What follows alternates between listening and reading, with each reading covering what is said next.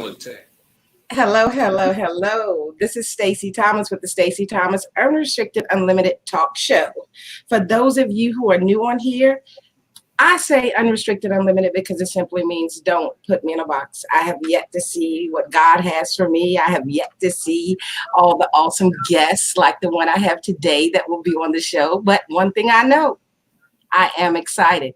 And today I have the privilege of, he may get me for saying this because he said, Stacey, you're telling our business. But from my hometown, someone that I grew up with, I am just so excited to introduce to you Dr. William Flip Clay. Hello, hello, hello. Hello, Stacey. What's going on, Stacey? What's up? I'm fine. Internationally renowned speaker, counselor, professor. I'm happy to have you on.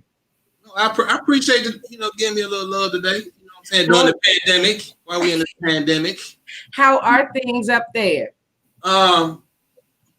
It's the DMV, so I'm gonna just leave it right there. So make sure they share the broadcast out too. You gotta tell them to share the broadcast. That's DMV, right.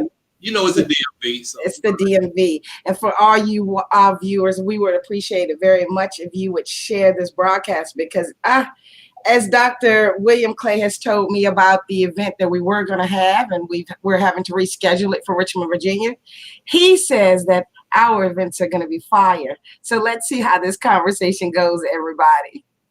So let's start with there's so much, there's so much I want to talk to you about. But the first thing I want to talk to you about is congratulations on your new book. Oh, thank you. Appreciate it. The Diary of an Emotionally Constipated Man. Yes. I see it on your wall. Wow, what a way to advertise. Where did that title come from, by the way? Well, I was sitting in a training, and the person in charge of the training requested that we share with the person next to us what would our next business venture, or what would we like to accomplish next. And I said I wanted to write a book. Okay. And when I shared with the lady the title of the book, she was like, "What the?" And I said, "Okay, well, I really need to." And so then we had to share with the group. So when I shared the title with the group, I got this response like, "Whoa!" So I decided to write the book, and I called it The Diary of an Emotionally Constipated Man because the diary represented my life growing up. Okay, so I wanted to get that. And the constipated man the constipated man represented my professional career as a counselor and speaker. The diary represented my trauma growing up. Okay, so I wanted to get that out of the way because aside from seeing you, we see that big banner on the wall, and I know people are wondering, and I'm not trying to jump the gun or anything, but exactly what is that? So, Dr. Clay. Right. So yeah, Who are you? Who are you, Dr. Clay? Who are you? Well, you talked about my hometown, 30 minutes south of Richmond, Oakville, Virginia. I've been in Washington, D.C. for about 20 years. I've been a professional school counselor since 2000. I started speaking nationally in 2006, traveling the country, lecturing, speaking in schools, churches, universities, and colleges. I obtained my doctorate in 2011. I attended West Virginia State University, Virginia State University, and Argosy University Medical School of Professional Psychology. In 2012, I received the Marcus Forster Distinguished Educator of the Year Award. And I received that award from the National Association of Black School Educators based on my work with Black and Brown boys. After that, I received other accolades in 2010. The United States Supreme Court Justice Sotomayor visited my school, and she recognized me as an extraordinary role model and individual. And then from there, it just took off to different awards, different congressional awards, and things of that nature. But what makes me who I am is what I went through growing up. I think when we talk about speaking to people and people relating to you, it's important that they know this everything about you. So the other person or the other Flip was verbally and physically abused by his father. He watched his mom.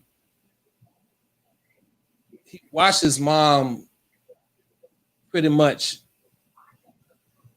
Wow. Yeah, I watched my dad verbally and physically abuse my mother. I was a victim of I was a victim of that abuse. I watched my mom die from the age of 9 to the age of 13 when she finally died.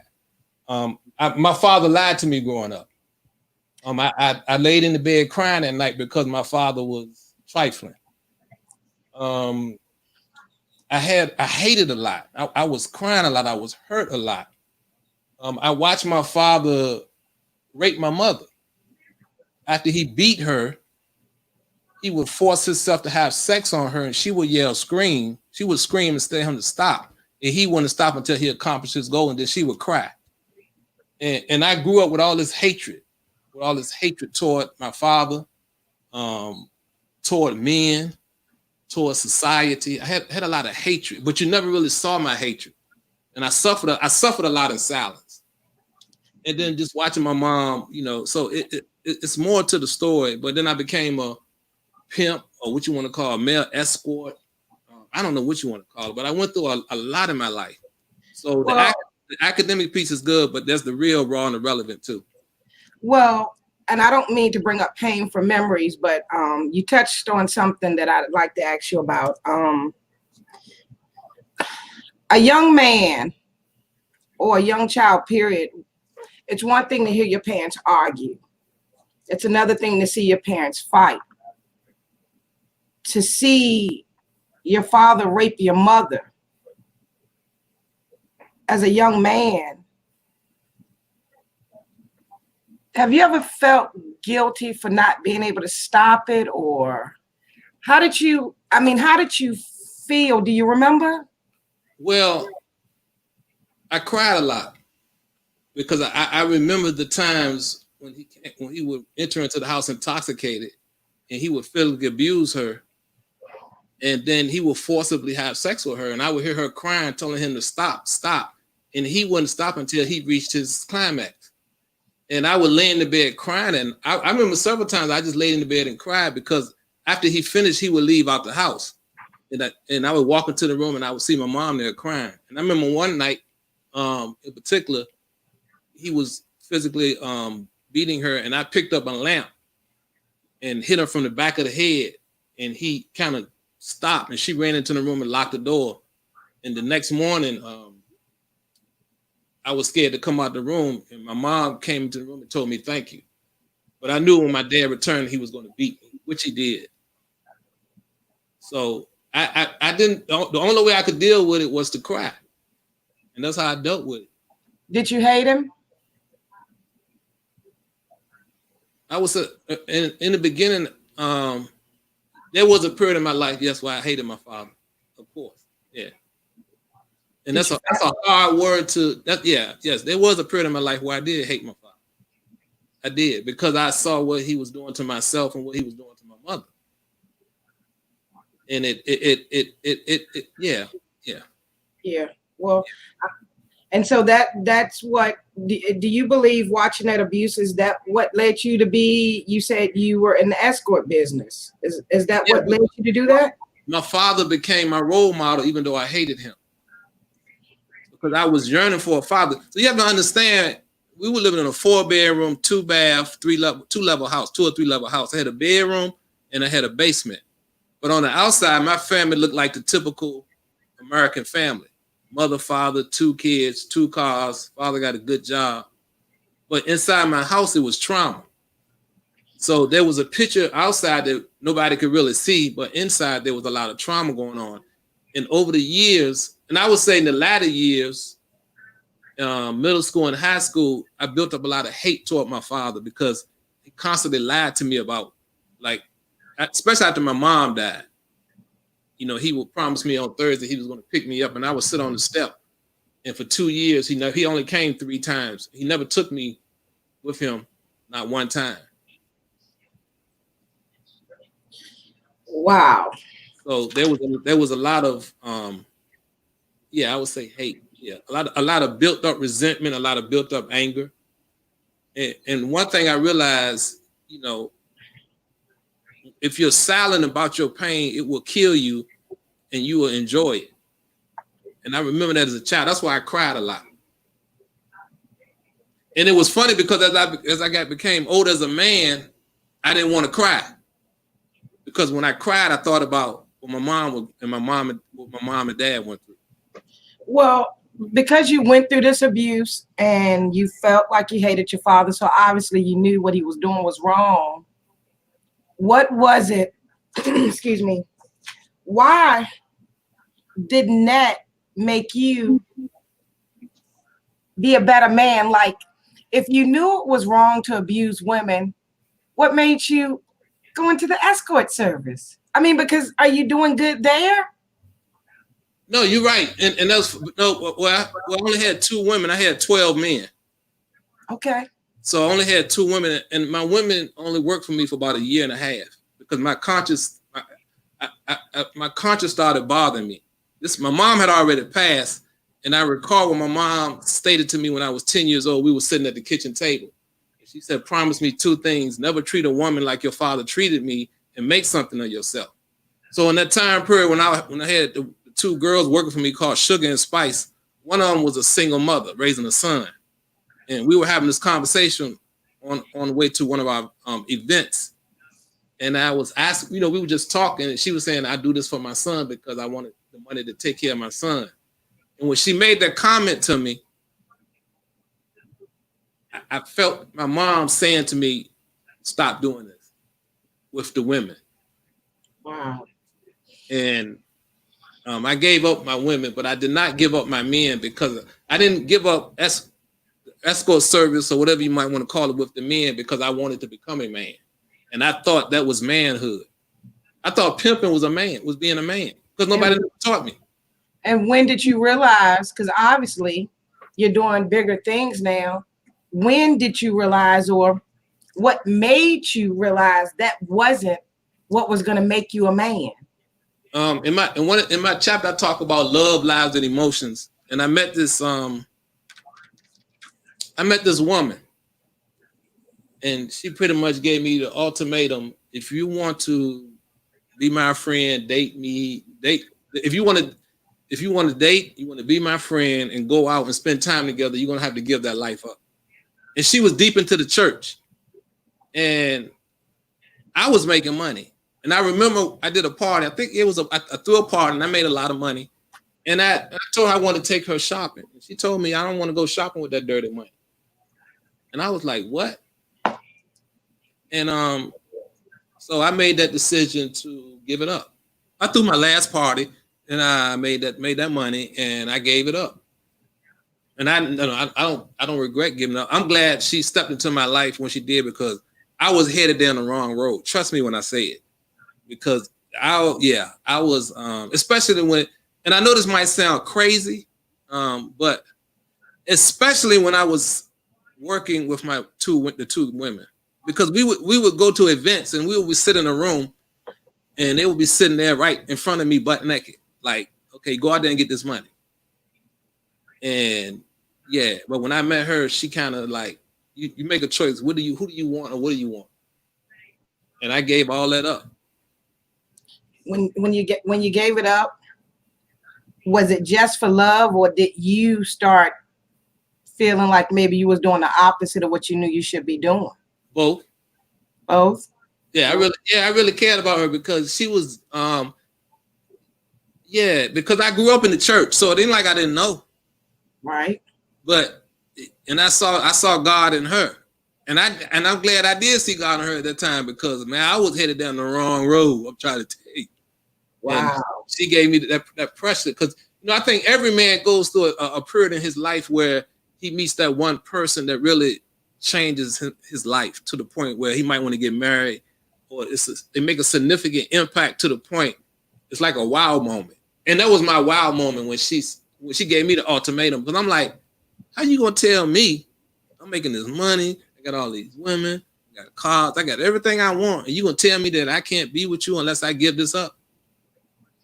2 things, and I agree with Camilla, who just posted a comment. I hope I'm saying her name right. God puts certain people in your life for a certain reason and a certain season. I agree with that. And the other thing that is interesting, what you said, Dr. Clay, is that it was because of her that you changed. And that's a question that people have in relationships sometimes. Women want to know, are they enough to make a man change? Some people say a man's only going to change when he wants to change. But here you are letting us know that it is possible. It is possible, because that was the one person that was sent to make you change, to help you change. Right. And yes, anything is possible. But it has to be a genuine, an apology without change is manipulation. Just think about that.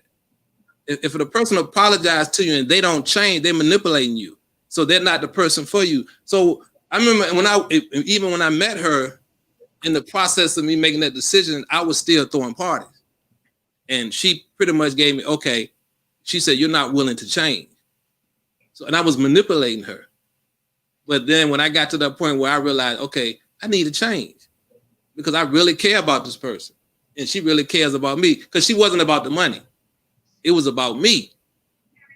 So that's what brought about that change in me. So yes, change is possible. And I would say to any woman out there, if you're dealing with if you're dealing with a brother and he keeps telling you he's gonna change and he don't change, you're being manipulated. I mean, that's just. But if you want to stick around, but I was given an ultimatum, and I decided to. So that particular person in your life, they have to be willing to give it up. Okay. They have to be willing to give it up. And if they continuously lying to you and misleading you, then they're lying to you. They're manipulating you. And I didn't want to do that to her, because she really cared. She really had my best interest in heart. Wow. I had to put that on there. An apology without change is manipulation. Because exactly how many times will a person listen to another person say they're going to change? And basically you're just saying straight up, they're manipulating you. They're just saying it to be saying it. Right. If they don't change. Okay. Yeah. I mean, that's just, I think we make things, sometimes we make things complicated when it's real simple. Okay. Why is it so easy for you? Okay. Is it because of what you do? You're different because so many men or boys are afraid to show their emotions. Why is that? And what makes you comfortable with that? And can you tell me why are other men and boys afraid to show their emotions? Well, I think I'm comfortable because of my trauma. Okay. When you reveal, you heal and you seal the deal. And what I mean by that, when you're able to reveal your feelings, reveal your emotions, because remember, growing up, I knew it was okay to cry, but I went through a phase in my life where I didn't want to revert back to what occurred, because the tears brought about my trauma, which occurred when I was a child. But then I got to a point where I realized that it was time for me to reveal and to heal from that, to seal the deal and to move forward. And that it's okay to express your emotions. And when I allow myself to feel comfortable expressing my emotions, that's when my life changed for the better. That's when things started really flowing, per se. You know, when people let go of their emotions, excuse me, it does make one feel better. But Dr. Clay, men, African-American males, just in my opinion, they make it so hard. They teach boys not to cry, not to wear their emotions on their sleeves. How do you change that? How do you change? Well, I was listening to DeAndre Winfield, and this quote was so powerful. He says, when you enable... So he frozen up a little bit. Can you hear me? Are you still there? Can you hear me, Stacey? Is something going on? Okay, say it now. Okay. You Yes. So you asked me a question in reference to males and emotions and you were freezing up. Am I freezing up now? You're actually still like at a standstill. Okay, I don't know what's going on with the technology. Can you hear me?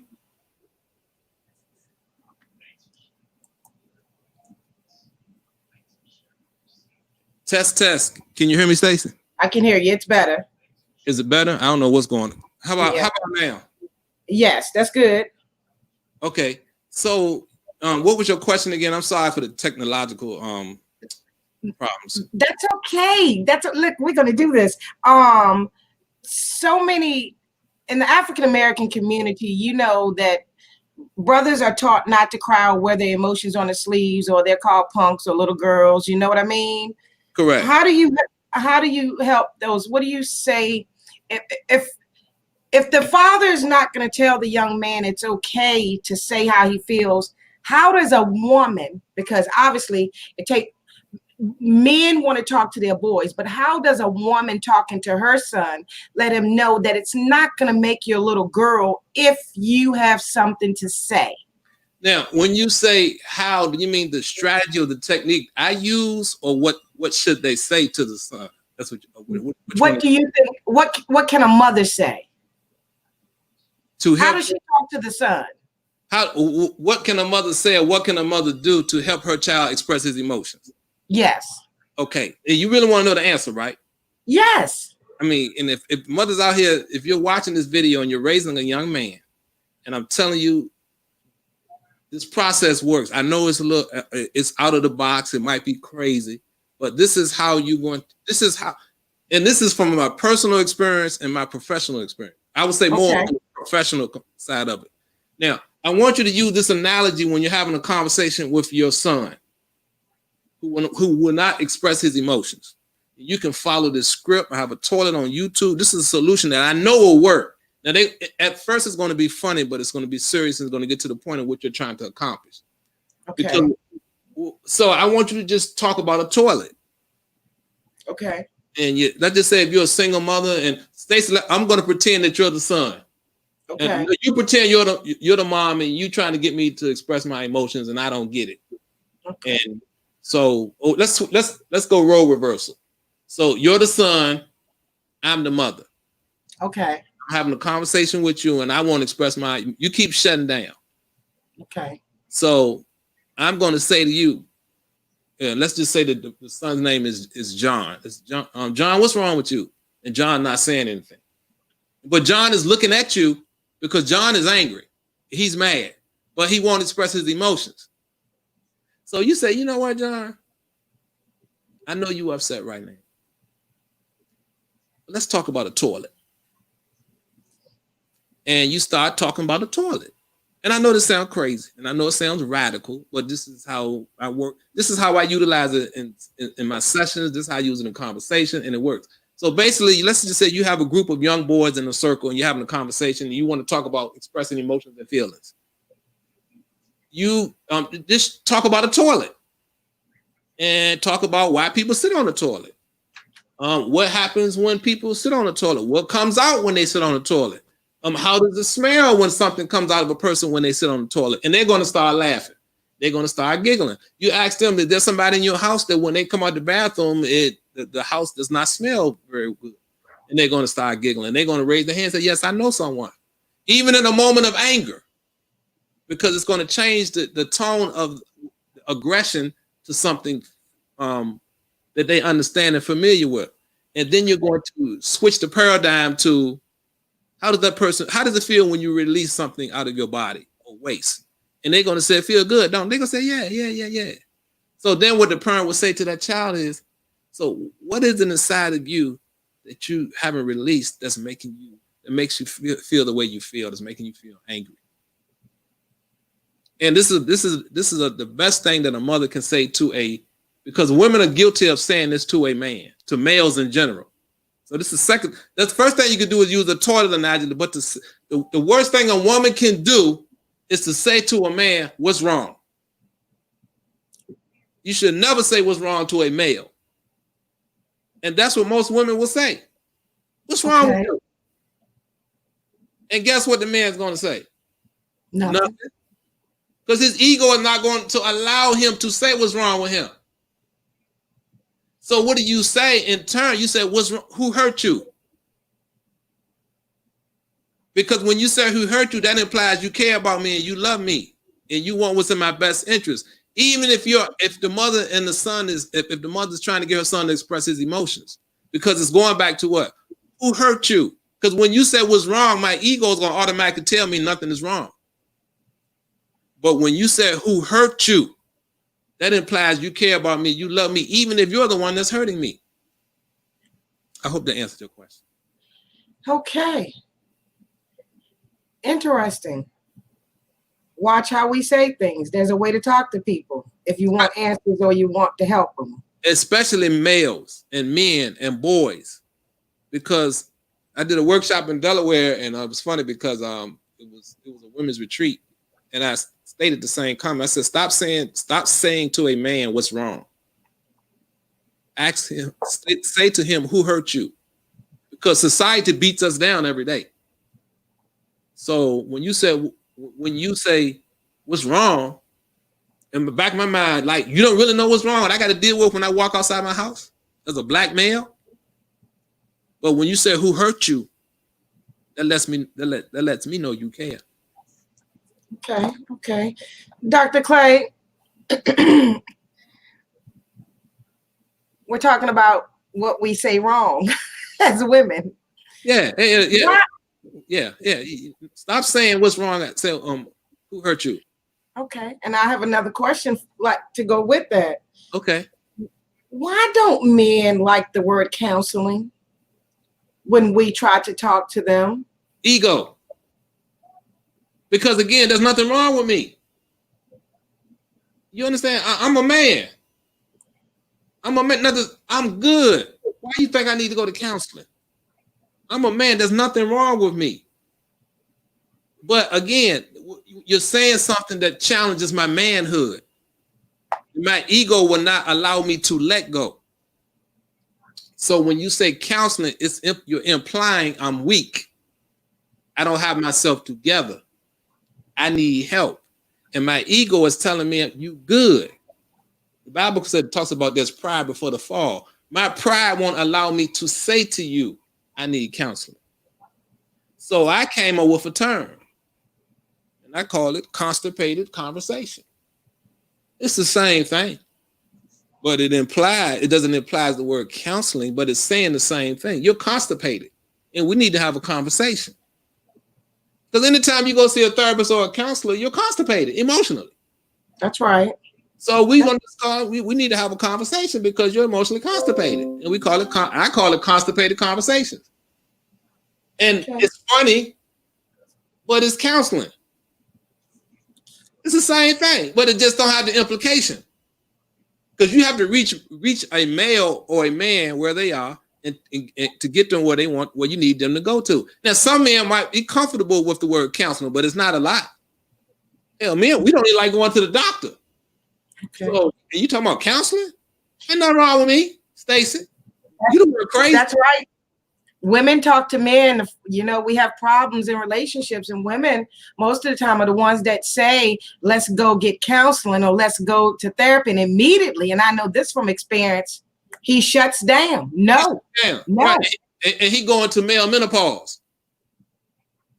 Male menopause. He go into male. When you say it's certain trigger words, a male go into menopause. And counseling is one of them. Counseling is one of them. One of them. So can you tell me, like, this is I'm looking at this from my professional opinion now. I'm not saying I have all the answers, but what I'm saying, I understand. That's a trigger word.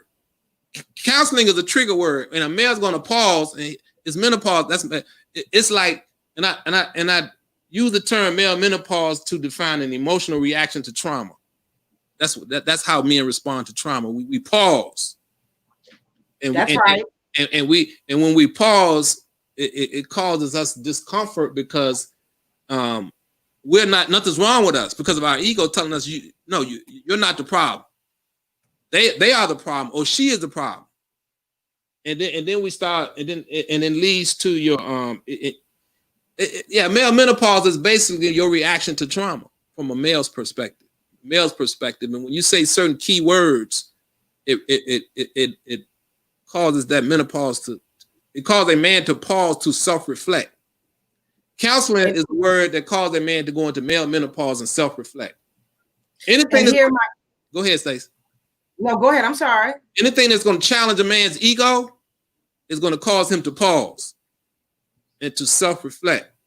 And he's going to do what we call projection. So he's going to blame you when really we're the problem. And we become angry. And sometimes men, when they become older, they become physically aggressive toward the person. Because once I pause and I start reverting back to trauma, that trauma is going to ignite that aggression. And that aggression will be towards you. Because you've caused me to pause, and you have ignited something in me that I really don't want to ignite, which causes aggression. So that's why you notice, and I noticed that with my mother and my father, certain things my mother would say to my father that would cause him to pause, and automatically he will respond with aggression. And sometimes in relationships, and a lot of relationships with women and men, there's certain words a woman can say that's going to set a man off. And that's male menopause. Male menopause. Is that why? So when they become defensive, when someone becomes defensive really quickly, for example, when you're talking to your son or to your husband, they're reflecting? Yes, they're reflecting. Right. Okay. Right. Right. They're reflecting. They're going to pause, but they're reflecting. Okay. And they're going to go ahead.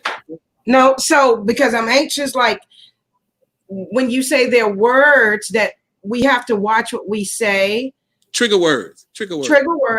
Are there questions like, are you telling us we have to revamp the entire way we hold conversation? Like, what's something we shouldn't ask that we do like to ask, or we're quick to ask? Well, see, that varies from person to person. So let's call them. I talk about the 6 T's. Okay. So you transfer your trauma with truth and you transform your trauma with truth and transparency. But there's 2 other T's I talk about, and they're called trauma triggers. And sometimes your trauma triggers could be words, it could be actions, it could be things that happen. So let's just say, give you an example of a trauma trigger. You riding down the street and you see a couple arguing, and you grew up in an abusive household where you saw your mother and father fight a lot, and you're in the car with your girlfriend. That's a trauma trigger. And your girlfriend could say something to you that could be a word that could be a trauma trigger. Now all of a sudden your aggression is towards your girlfriend. Why? Because I've been exposed to 2 trauma triggers. The couple I see fighting and the word that came out of my girlfriend's mouth. So trauma triggers is very critical, and it happens. We all have them, but it's all how we respond to them. That's why it's important that you transfer your trauma with truth and transparency. And I always share the 4 T's if I'm working with a certain age group. We look at those 4 T's. You transfer your truth. You transfer your trauma with truth and transparency. That's very critical. It's very important. Transfer your trauma with truth and transparency. And what I usually do, I don't know why I'm giving this out, but you draw the letter T, and you draw the letter T, and we take those 4 words, and I have individuals place them on certain periods on the letter T. And what you will find very interesting, there's 4 points on the letter T, but there's 3 points on the letter T, but there's a 4th place where you can place another word. And based on where the person is mentally is where they will place those words. If you can understand, if you draw a letter T, right, you look at those 4 T's, and that allows me to know where I need to go with this person, because then I'm a question: why did you put this word right here? Why did you put this word right here? Why is this word right here? And why is this word right here? So, and when you say these are things you do to help people, I know it's the diary of an emotionally constipated man, but it's a benefit for a woman to find out these things also, correct? Absolutely, yes. Okay. And there's a component of the book when I start talking about the diary, I'm sharing stories of a lot of young people I've helped and adults I've helped. So the book is kind of like good for youth and adults, really. And there's questions in each chapter. because I think self-reflection is very important. It's essential that you self-reflect. Okay. And reading sometimes what you say or watching you, can you explain what is intergenerational emotional incarceration? Can you break that down for us? Yes, intergenerational, that means something is passed down from generation to generation to generation. Emotional means that trauma trigger from the intergenerational the trauma from the intergenerational leads to an emotional imbalance. So you have intergenerational emotional incarceration. The emotional imbalance leads to an incarceration. I'll give you a prime example. And I use this analogy in my presentations a lot. So if for the people who are listening, I want you to think about 4 people. Mother, I want to think about 5 people. Mother, father, son, and daughter. That's 4 people. And they're on one side of the room. And then on the other side of the room, you have the slave master. Okay? So I want y'all to place this picture in your mind. And we're talking about intergenerational emotional incarceration. And I'm going somewhere, so you got to stay along. So on one side of the room, you have mother, father, son, and daughter, and you have the slave master on the other side of the room. The father steps away from the family, and he steps towards the slave master. The father is killed, destroyed, annihilated. So how many people do you have left, Stacey? I'm reading a comment. Go ahead. I'm sorry. How many people do you have left if the father's killed? You've got the mother and the kids, right? Right. How many people? Oh, done caught me off guard. I'm so busy waiting to ask you this question somebody said. Say that again for me. I'm sorry. How many people do you have left once the father's destroyed? Not counting the slave master. You had the father, the mother, and 2 kids. Correct. So if the father's died, you've got 3 people left, not counting the slave master. Right. So now you have the mother, daughter, and son, and you have the slave master. What do you think will be the mother's natural response to her children based on what happened to the father? To listen to the slave master. Okay. And in relation to her children, how is she going to respond to her children now that the father destroyed? They've got to stick together. Right. Do you think she's going to spend more time with one child than the other child, or she's going to balance her time out? Is she going to protect one child more than she's going to protect another child? No, a mother's going to try to protect both children. Okay. I would. You would. What do you think the average woman will do if the father's been destroyed and she has a son and a daughter? Who do you think she's going to give more attention to? The son. Why? Because she maybe wants him to take the place of the father as far as helping. Okay. And so so what happens to the daughter? See, that's difficult for me because as a mother, I've got 2 boys. So if I had a son and a daughter, maybe I want the son. Maybe I'm going to want the son to be strong so to help me out. Right. So how does the son become strong if the father's been destroyed? That's the question you have to ask yourself. Because now we're talking about intergenerational emotional incarceration. So let me just move forward so we won't stay on this too long, because this is a strategy. You ask the question. So what usually occurs in the African American community, the mother becomes overprotective of the son. The daughter is left to become the roles are reversed once the father is destroyed. The mother becomes overprotective of the son. The daughter is left to become independent. So that young man grows up looking for a woman to spoil him like his mother. The daughter, in turn, she graduates from high school. She's successful. She attends college, nursing school, trade school. She's independent.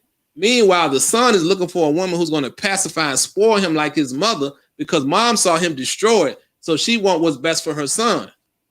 So I want to give my son the world and let my daughter figure it out on her own. And what happens, that young man, he finds him a wife and he gets married and he has a son. And because he think that's the way it's normalized, he teaches his son, you need to find you a woman who's gonna spoil you, who's gonna take care of you. Meanwhile, you have independent sisters and women out here looking at him like, Clown, what's wrong with you? But his mom is guilty. And now what do you have? So that's intergenerational because the grandmothers will spoil the boys. And the mom is trying to correct them. And then you have some mothers who don't play that foolishness. They said, no, he need to be a man. He need to take out the trash. He need to do what a man need to do. But then you have a grandmother who will say, no, that's my grandson. And it goes back to what DeAndre Winfield said. Stated in his book, when you enable a boy, you disable a man. I was like, wow, that's like when you enable a boy, you disable a man. And that's an intergenerational emotional incarceration passed down from generation to generation to generation. And it goes back to slavery. And we still run into the same problem today. When single mothers are raising boys, they raise their daughters and they spoil their sons.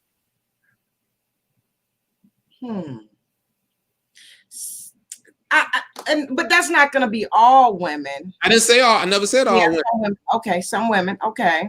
I'm saying a majority. Yeah, I think for me, look at me. You didn't ask me, but for me, I've always just kept in mind, if I should leave this earth, you want your boys to be men or mice. Right. That's how I looked at raising them. But you know what? You're so unique. That's why you're Stacey Thomas. I'm telling you from experience, personal and professionally, especially professionally. See it all the time. I see it all the time in the school level and on the public level. You see it all the time. If it's not the mother, it's the grandmother. And then the young man is stuck in the middle because mom wants to be Stacey Thomas, but grandma wants to be, what do you need? That's my grandson. Oh, he's so cute. Da, da, da, da. So and the child is stuck in the middle. It's like a ping pong ball going back and forth. And through those stages, he's being disabled as far as becoming a man. And then when he get older, he realizes sometimes we can correct it, sometimes we can't. I thank God my dad was trifling growing up because it helped me to become a better man. Okay. Because I didn't have nobody to show me but my cousins and my uncles to show me what it means to really be a real man. Because my dad was trifling. So it was, it is what it is. I would think more, we have so many young men that grew up without fathers. I wish that alone would make the young men want to do better. But you think it's because it's because we have a lot of women that are enabling them. That's part of the problem. And they're doing it out of love. Yeah. But it's not really helping the young boy or the young male. I mean, I see it all the time. I mean, even when I do the presentations and I break that analogy down, I've had mothers walk up to me and say, wow, I'm guilty. I said, no, you're not guilty. You just taught. It's intergenerational emotional incarceration. I mean, that's what it is. It's passed down from trauma. It's emotional incarceration just passed down. Yeah. And go ahead. No, go ahead. No, go ahead. Go ahead. No, go ahead. I can wait. Go ahead. I'm listening. Go ahead, Stacey.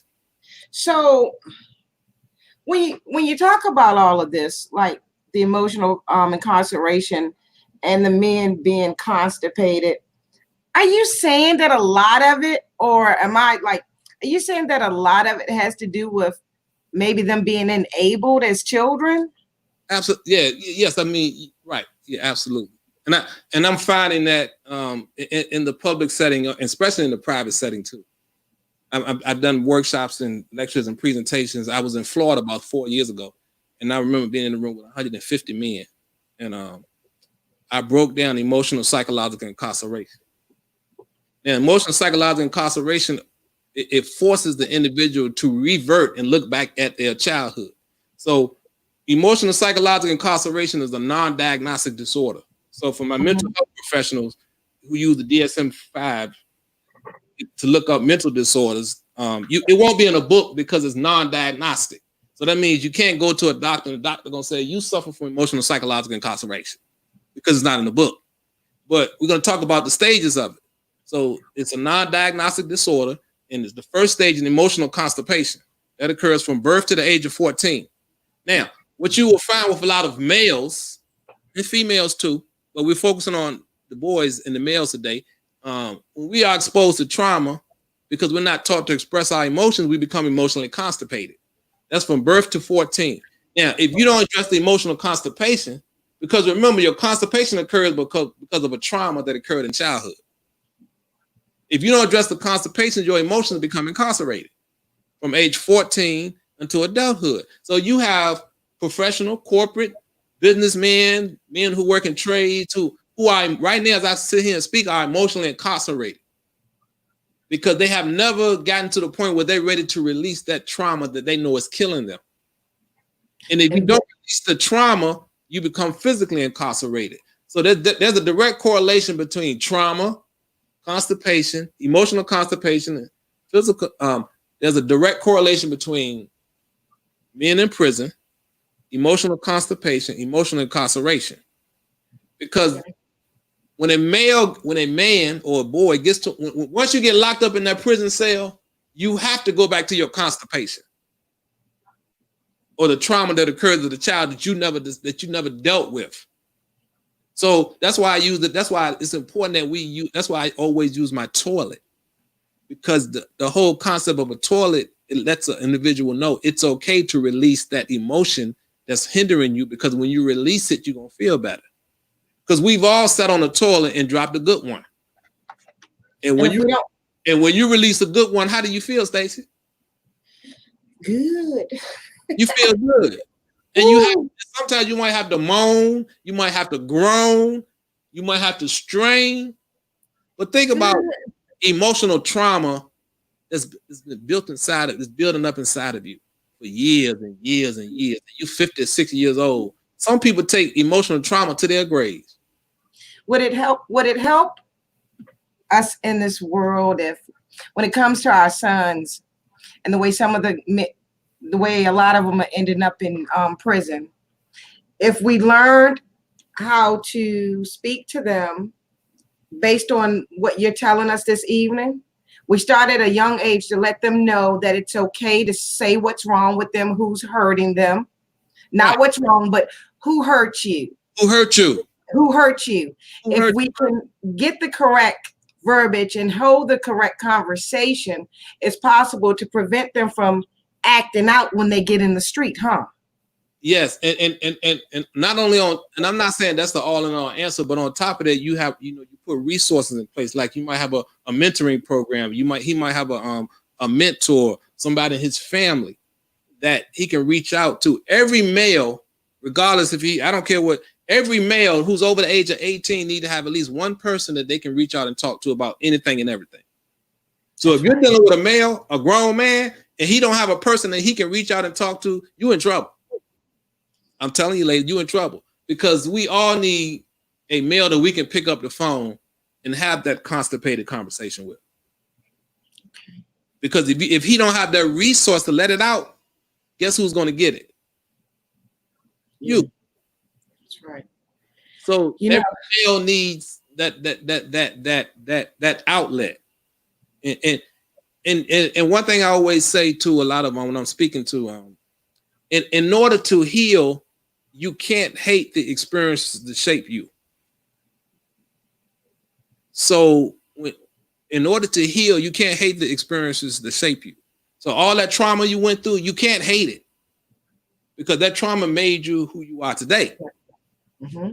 So you have to be willing to look at that, and you got to go back to the you got to transform the trauma to truth and transparency. So you're going to have to look at that the part that hurt you the most, and it varies from person to person. But it's part of your healing. That's part of your healing. Well, it's hard, but we're gonna learn. Like we're learning now how to speak to our men or our young men, but it's a lot to break up. Just like trying to get your partner to not seek a counselor, but maybe speak to someone or have someone to vent to. Yeah, and when I'm this is something else I usually do in my sessions when I'm speaking to men. I have them write down 3 people. I have them write down 5 people they trust. And then from that 5, we take it down to 3. And then from that 3, we take it down to 2. And then I ask them the question. These are questions I ask them. Are you willing to release to the person that's left on your list? And if they say no, then you need to find somebody else. If they say yes, we can make it work. And that one person could be a therapist, a counselor, it could be a family friend. And again, I'm using the word and meant to have the word counseling. Okay. So once they make that list up, because only that in that list, we don't know who that person might be. The person might be you. But every male needs an outlet. Okay. And when you said you cannot hate, to do a little recap. You cannot hate the experience that shaped and made you. You cannot hate you cannot hate the experiences that made you cannot hate the experiences that shaped and made you. You can't hate it. You have to learn from it. That's where that forgiveness comes in when people say forgiveness makes you feel better. Right. Because not forgiving them for them, but for just for yourself. Because healing is a process and unforgiveness is homicide in the mind. So healing is a process and unforgiveness is a form of daily homicide taking place in your mind. Because if you don't forgive, you're daily killing yourself mentally. And that's what happened when I was thinking, as I grew older and I started looking at my father, that hate, and I started transforming that hate into forgiveness. It took a while, but I had to let it go. And when I let it go and I allowed myself to forgive him, I started to heal. But as long as I kept that hatred, I was committing homicide in my mind. And I was killing myself. Okay. We have a question, Dr. Clay. Do men trust other men more than their woman? I think that would, to answer, I think that would, we have to look at the individual. Mm-hmm. But in general, it all depends upon the circumstance. When you said a woman, is that a girlfriend, mother? If it's a girlfriend, to answer, that's a good question. And again, that's a general. Repeat that question again, Stacey. What did she say? She says it sounds like maybe she's asking because maybe her man wants to talk to another man and is not opening up to her. She says, do men trust other men more than their woman? Yeah.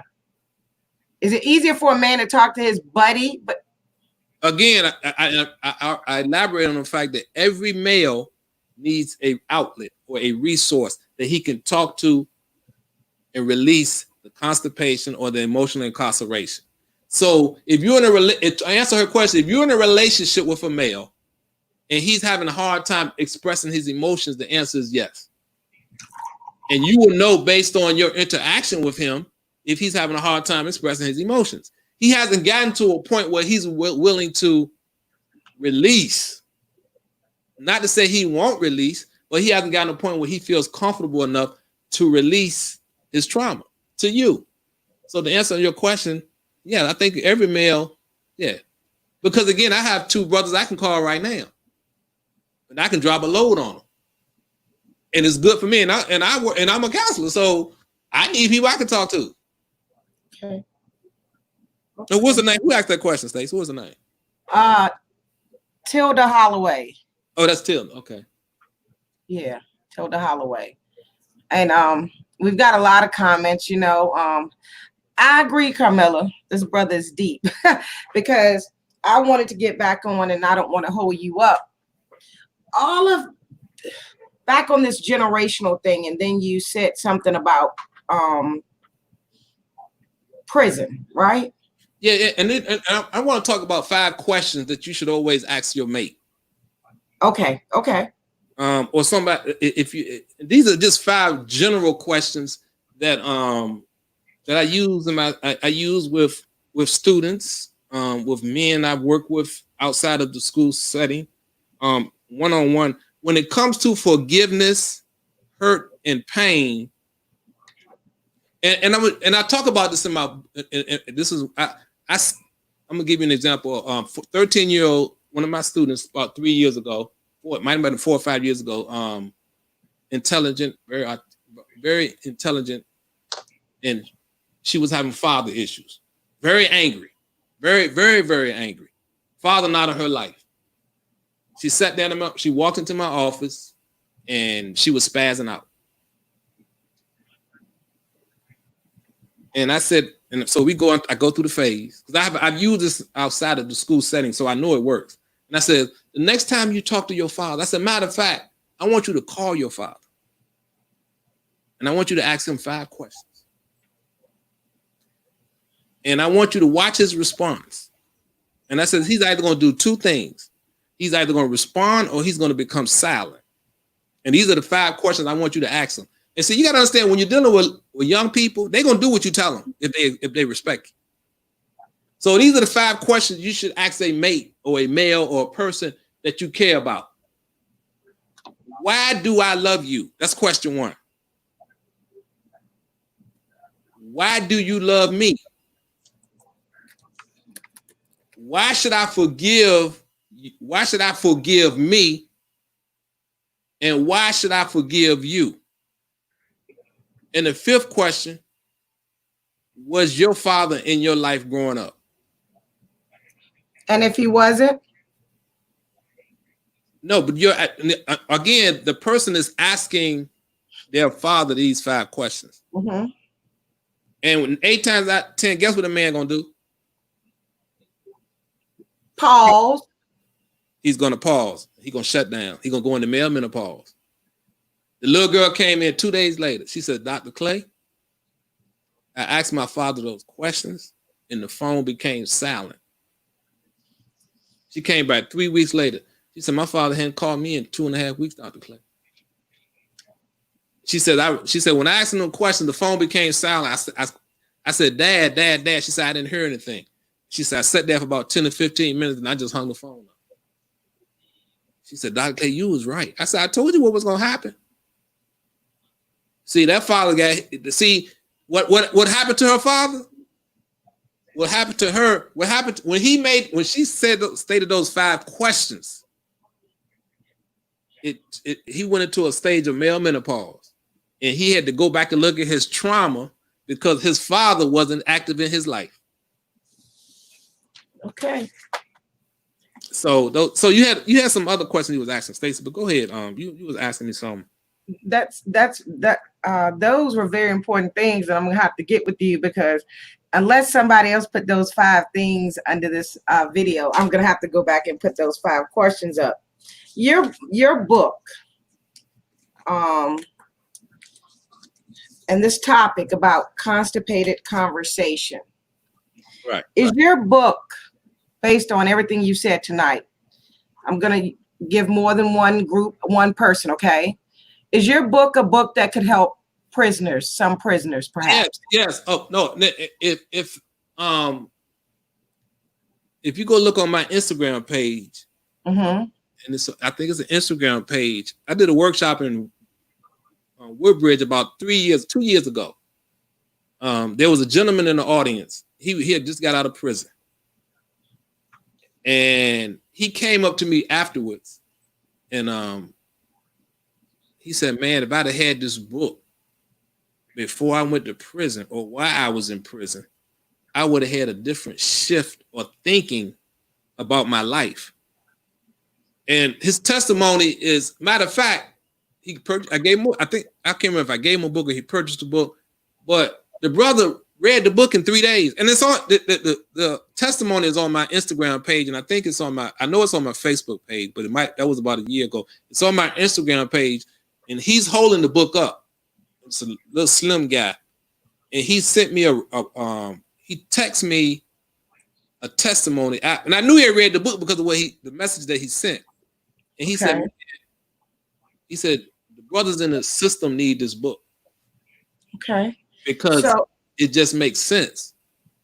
Okay. I think, and I'm not saying that, that's the all in all answer, but I broke the analogy down to him, and he said, man, this is what we need to be reading in the joint. You know how guys who just got out. He said, man, this is, yeah. So to answer your question, yes, I think this book will best benefit men in prison, knowing the psychological trauma they've been through, the trauma they've been through, but just men and girls, and just people in general. Okay. Okay. So we can use it in the prison,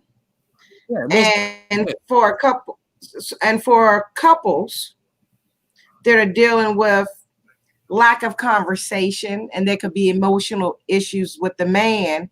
The book is good for that home also, perhaps. Yeah, if you have experienced trauma in any form or fashion, 70% of Americans suffer from some type of trauma. The book is you can utilize the book because at the end of each chapter we have questions. So, and you're getting the grown-up perspective from my life. So I'm telling you everything about what I went through.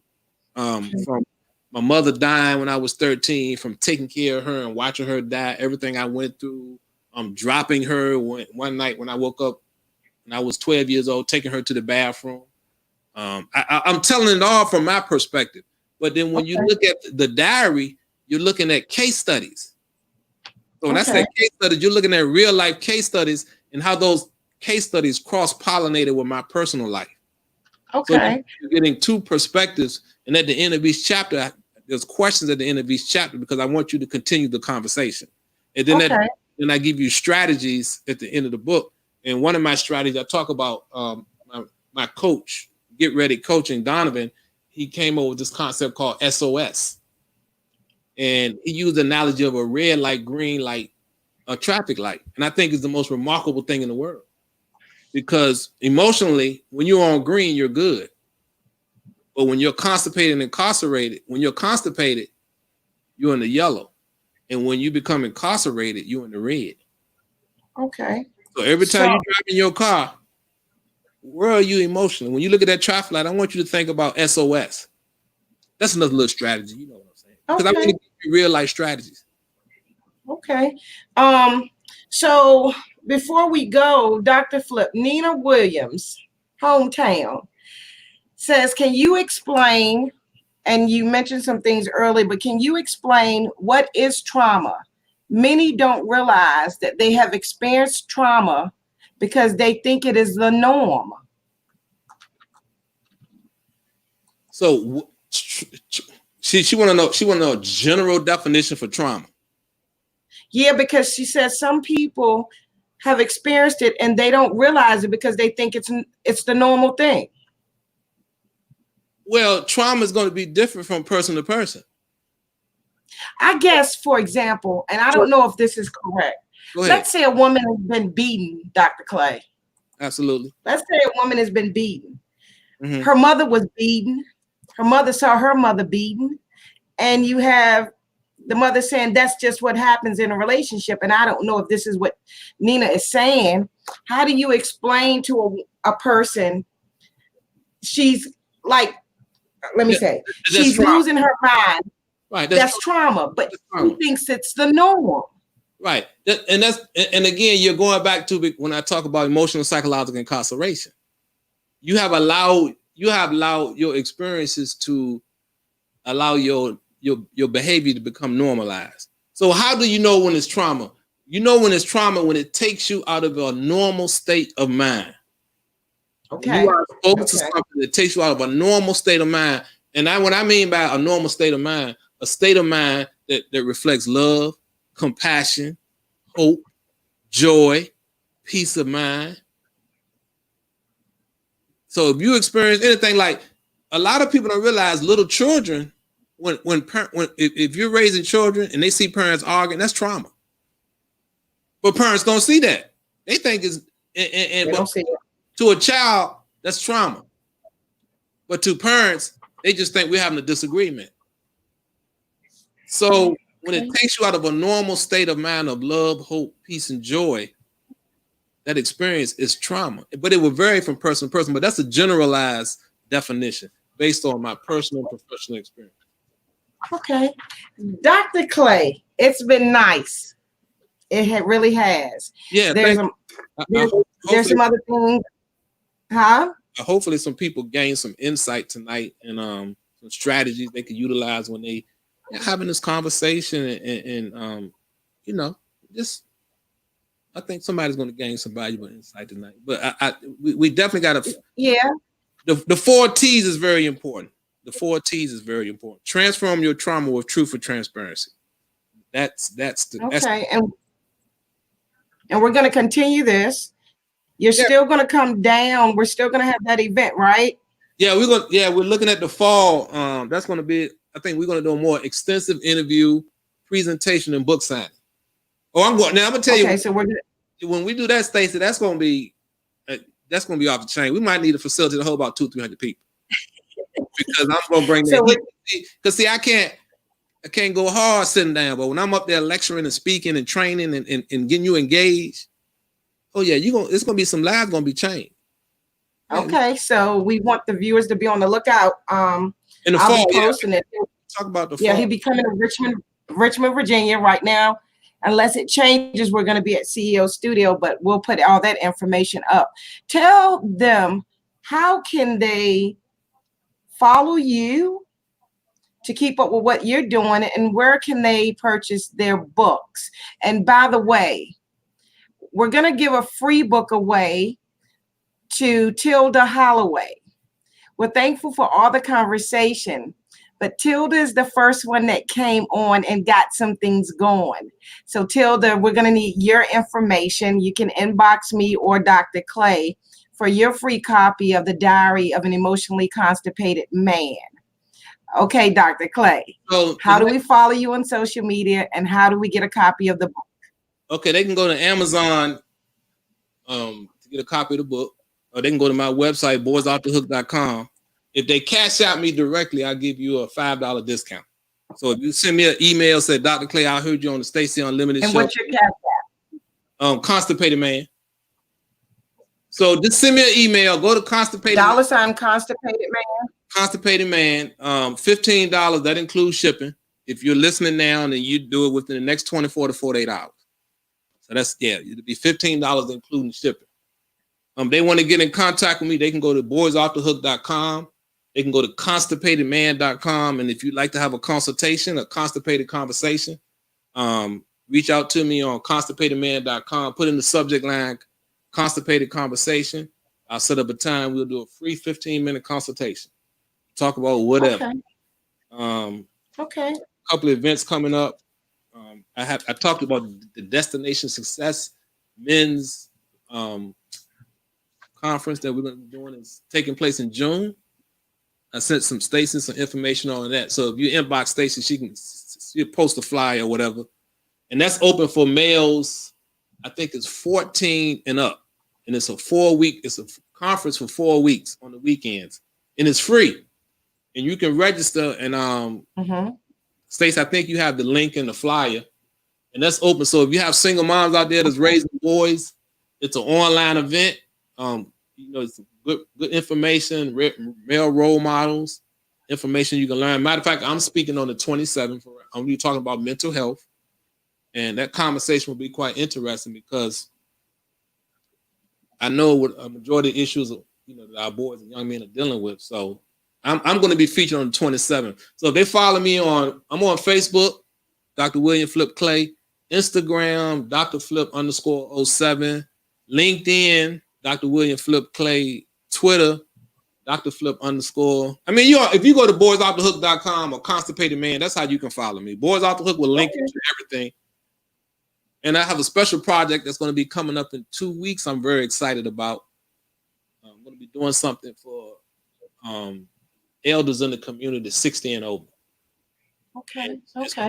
It's going to be very, God spoke to me about 3 weeks ago and told me to go ahead and do this. So I'm just going to go ahead and move forward. And so make sure you follow me on Facebook because when that launches, I want people to be aware that this is a vision that God gave me, and I want to make sure. Yeah, so that's pretty much Okay. Well, do you have any? I'm wishing you the very best. Okay. Huh? No, go ahead. Go ahead. I'm wishing you the very best, and I look forward to talking to you about planning our event. Okay. Oh, and yeah. Thank you for coming on the show. No, thank you for having me, Stacey. And you stay out of trouble. Thank you, family, for coming out. For all my family out there who supporting me, family, friends, foes, enemies, and everybody else. But make sure you share this broadcast. I think there's some valuable information. And remember the 4 T's. Transfer your trauma with truth and transparency, and you will be fine. Okay, take care of yourself. Bye. Thank you. Hello. Thank you for watching. That was with my hometown friend. That show was good. It was lengthy, but it was good conversation. I hope you enjoyed it. We had one free book giveaway to Miss Tilda Holloway. In the meantime, please be on the lookout for Stacey Thomas Unrestricted Unlimited Talk Show. Follow me on Instagram and YouTube. I will put the information there. We are continued on my YouTube, Stacey Thomas Unrestricted Unlimited. Another small glimpse of who I am. I am also the author of 3 books that you can find on Amazon. Let's take that off. But I'll just say to you, like I say to everyone, thank you for watching. Remember, don't stress too much about yesterday or worry too much about tomorrow. If you do, you just might miss living today. Until next time, have a great evening.